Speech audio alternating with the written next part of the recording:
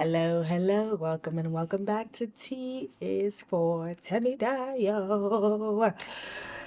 It is 12:29 a.m. Today is February 27, 2026. It is Friday technically, but I will be putting this down as Thursday only because if I do this again today, I don't want to make the algorithm confused. Um, Today is day 79 of 365 days of tea for me. Let's get started. Okay, as a reminder, we are officially only using bottle number three.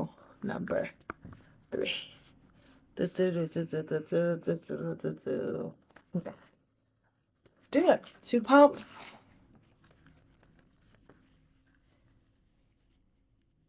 That's, oh my gosh, this light is so bright. That is pump number 1 and pump number 2 of the good juice. Can you even see it, child? Anyway, there it is. It's there, I promise. There it is, there it is, there it is, there it is. Okay. We're gonna put this, we said our, yes, so yesterday we did our calves, today we're gonna do our shins. Amazing. It's been really nice to have these rubber gloves because I am no longer wasting a bunch of gloves every time I do this. Using 2 gloves every day was starting to feel like tragic. So I'm glad we moved to rubber gloves, and I washed them, of course, and let them dry completely. But yeah, we're getting to save a little bit of plastic from ending up in, we're in the ocean or where all the plastic is going. Or ending up like burned or in the landfill or in some poor animal's mouth. So we're done. Woo! All right, so we are gonna take a momentary pause from reading from the tea gel instructions manual, and instead we are going to do a quick check in. So today I started a new position. I'm gonna be house managing for a local performance venue. If you don't know what house managing is, it's essentially when you walk into a venue, there's usually someone or someone's on a headset. And these people are usually like in all black. And they're the folks that you see right when you enter a venue that are welcoming you in, that are scanning your tickets, that are showing you to your seats, and that are reminding you of like where the restroom is, or like, you can record, you can't record, that sort of thing. So we work right alongside the folks at the ticket office or the box office, where you get your tickets or you pick up your tickets or you purchase tickets. So there's front of house and then there's box office. I'm working in front of house. The head manager, essentially, of the front of house is the house manager, hence the name. And so I started a new gig doing that today. Woo! Super excited. I've been looking forward to it for a while. I got this job actually in January, and it just took like essentially like a month to start the job, because the person who would also be hiring me had just like left it to start a different job.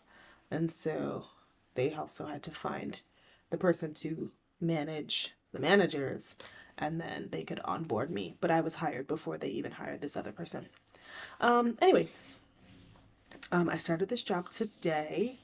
And to be quite honest, I was very sort of like stealth about my pronouns or anything because I figure it's none of their business. And until I get there in person to introduce myself, they're just gonna read my email with my name and that'll be it. And so when I started today, and it wasn't, anything malicious, it was just essentially like, I understand that I would rather introduce myself to other people than have like an email try to introduce me to other people. And I figure it's much more like I can have a say as to how this information is being introduced if I am doing it in person. And yeah, in truth, like I know the world that we're living in, and it is much harder. It is much easier to be like, oh, I'm not going to hire somebody because of this, than it is to be like, oh, well, technically you can't fire me now just because I've told you this information. Yeah, and it sucks, but it's also the nature of the world that we're living in, that like sometimes you just keep that information private until you already sign the contract and get the job and do all that stuff. So because today was my first day, I was able to introduce myself to the person who they hired to, manage the managers. And then also I was shadowing, aka just like trailing someone who does this job as well at the venue, the entire day. And so I was able to introduce myself to her, introduce myself to the person who actually I interviewed with, who was like the director of something, something, something, something, and then meet a couple other people who are also at that directorial level for the venue, which is dope. It was really, really nice to meet them all at once. I, I appreciate that at one point, the person who I was shadowing for the day, Kay, was like, just acknowledge, like, sometimes the performances here are super cool and more modern and contemporary in that sense. And other times it's just like, she literally said, and I quote, "It's white people making noise." And I was like, great. I'm glad you acknowledge that that's what's going on, because that is what I'm experiencing on the other end. Most of the folks that are, you know, like my sort of colleagues and those who are above my pay grade, they're all white. And I don't know that I was expecting anything else, but it would have been nice to see a little bit more melanin in those above my pay grade. And in terms of the students who are working there, the majority of them, of course, are melanated in some way, shape, or form. There are a couple folks who are white, but the majority of them for this shift are melanated, and that seems to continue to be the case. It was similar when I was working at a different performance venue, an outdoor performance venue, last 2 years ago, where it was like, oh, again, directorial level, there's like a couple black folks, but in terms of the sort of tiers of director, they were towards the bottom of those tiers, if you know what I mean. And then in terms of the outdoor staff working in the park day to day, enduring the summer heat with all the sweat and the bugs, those people were brown, those people were black. We had one other trans person on staff, and I hired her. So I don't know that they would have hired anybody else if I wasn't actively there to be like, you're gonna give her the job. And I love her dearly. And after I ended up leaving that job, she stayed longer than I did, and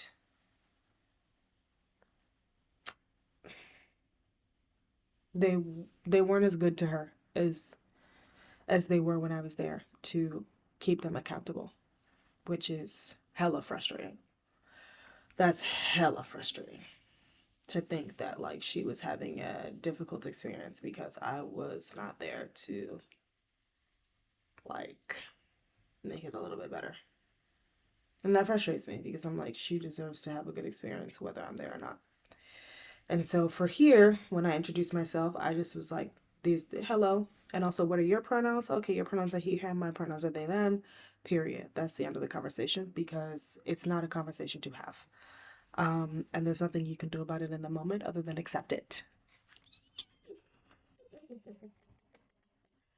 So, if you need to sometimes just keep that information to yourself while you get through the interview process and then boom, surprise them with it, I would have probably had different advice if this was 6 years earlier and one administration earlier, maybe 2 or 3 administrations earlier. But this is where we're living in. This is when we are living. And so I want us to be able to get jobs, to get money, to support ourselves, and then also to make sure that we can be who we are at those jobs after the contract's already been signed and they can't do nothing about it.